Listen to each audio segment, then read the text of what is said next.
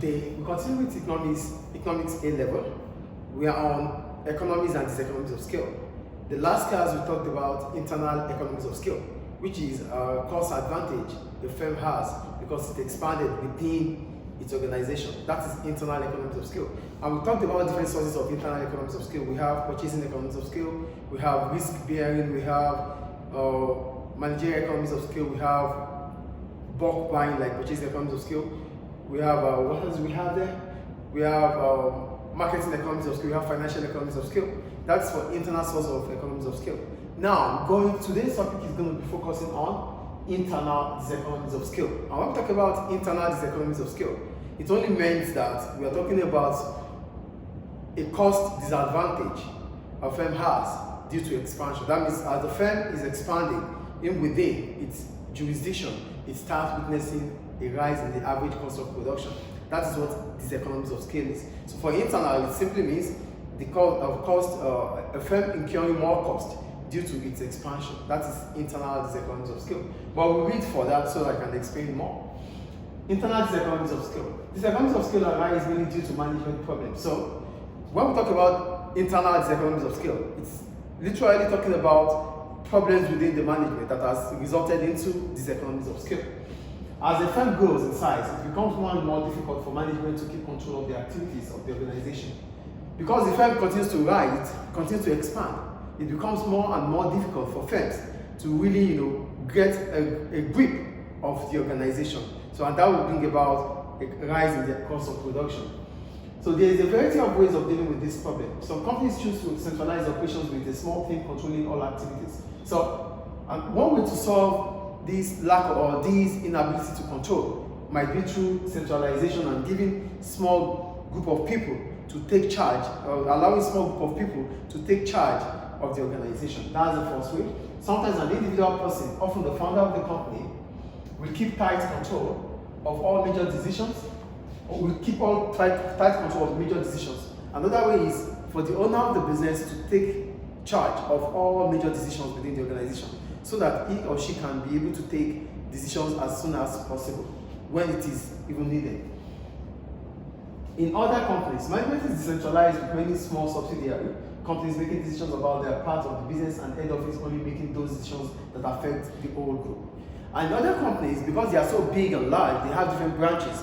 They allow individuals or certain group of people, or they allow managers to take charge of their departments, to take charge of their branches. But for the major decision that affects the whole company, it will be done from the head office. That is the point. So these are ways to control problems or these are ways to eradicate or to solve problems regarding control, which could lead to diseconomies of scale.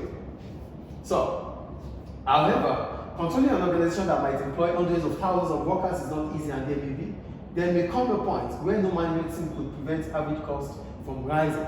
So, because firms continue to expand, it will get to a stage that they employ more and more people. And as soon as they employ more and more people, it becomes difficult for management to take control or to take charge effectively. And that will bring about a cost, that will bring about diseconomies of scale, because costs might start increasing. So, there are two main sources of diseconomies of scale. Like we have the sources of internal economies of scale, we also have sources of internal diseconomies of scale. So the first main problem, or the first causes of internal diseconomies of scale, is communication problem.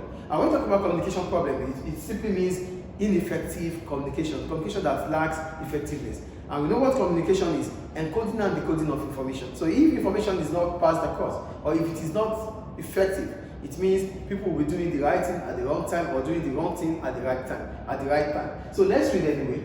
Communication problems happen when large businesses find it difficult to maintain effective communication between different departments, divisions, or even between head office and the other companies it owns. So we're saying because the firm continues to become bigger, so it finds it difficult to have effective communication between the department or divisions, then this could be a problem.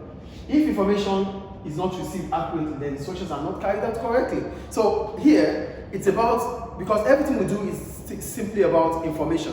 So I receive the information has been encoded, I have to decode the information and give a feedback. But because the information that was passed across to me was not effective, was not understood, then I might be doing the wrong thing. So because the information is not accurate, I might not be able to do the correct thing. So that brings about a cost disadvantage. That means our cost might rise as a result because we could be wasting resources. For example, head office may send out instructions to one of the companies it owns, but it will take time for the message to get through the many layers of the organization hierarchy, and it may arrive too late to take advantage of a business opportunity.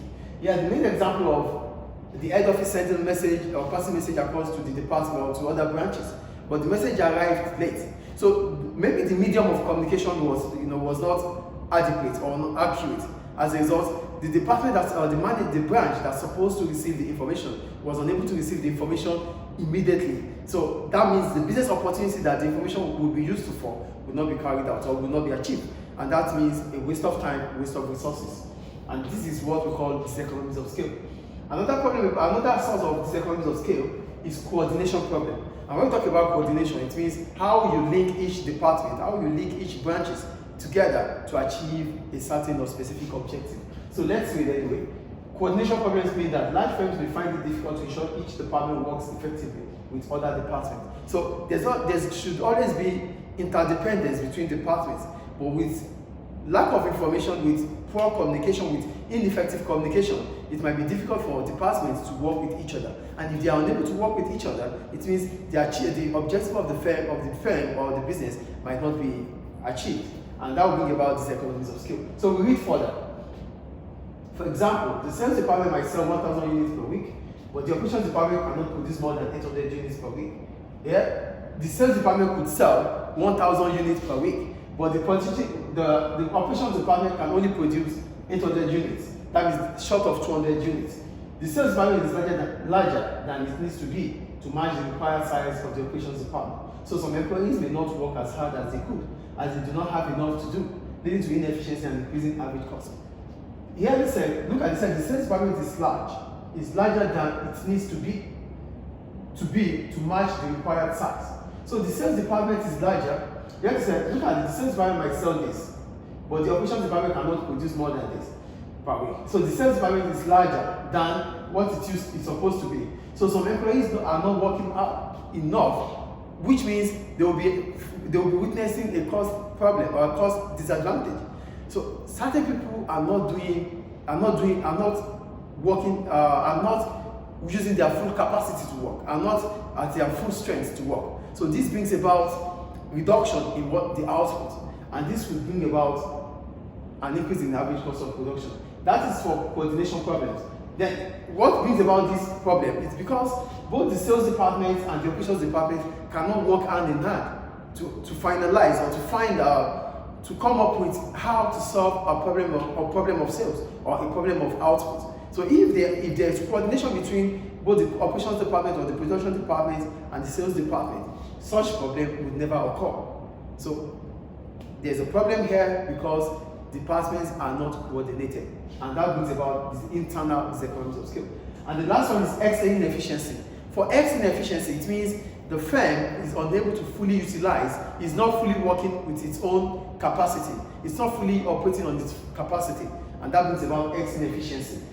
So really, X inefficiency arises when the firm fails to minimize its average cost of production. Why will a firm fail to minimize its average cost of production?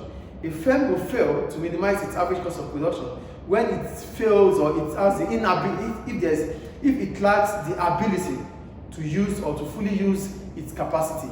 It could operate at a full capacity, but there's the inability to operate at full capacity. And because there's inability to operate at a full capacity, it means you're not producing what you're supposed to produce. Resources are wasted. So this brings about internal diseconomies of scale. So these are all about internal diseconomies of scale. The source of internal diseconomies of scale, we said already. One, we have X inefficiency, we have coordination problem and communication problem. So this ends diseconomies of scale, internal diseconomies of scale. Thank you.